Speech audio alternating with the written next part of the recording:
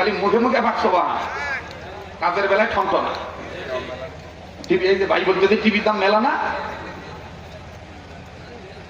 এই জন্য দুঃখ করে কিছু কথা বলছি, মন খারাপ করেন না। সম্মান কোরআন শরীফ, আপনি কোরআন 1000 বছর শুনলেন কিন্তু সম্মান করলেন না। কিন্তু দেখা গেছে ইতিহাসের পাতায় আছে যে সারা জীবন মদ খেয়েছে কিন্তু কোরআনকে একটু সম্মান করেছে। আল্লাহ পাক এই সামান্য একটু সময় সম্মান করার বরকতে আল্লাহ তাকে হেদায়েত দিয়ে দিয়েছে। কথা বলেন ভাই, হেদায়েতের মালিক কে? আরো করে বলেন কে? আল্লাহ। এখন যদি বলি যে কতজন ওযু করেছেন, কতজন এশার নামাজ জামাতের সাথে পড়েছেন, একটু বলেন দিনই।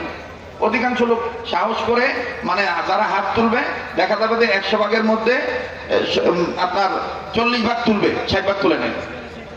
কথা বলে না। যদি বলি যে কোরআন শুনে এসেছেন, কোরআন শুনতে এসেছেন, ওযু কেটা কেটা করেছেন দেখি তো, আতর কেটা কেটা লাগাইছেন দেখি তো, মেসওয়াক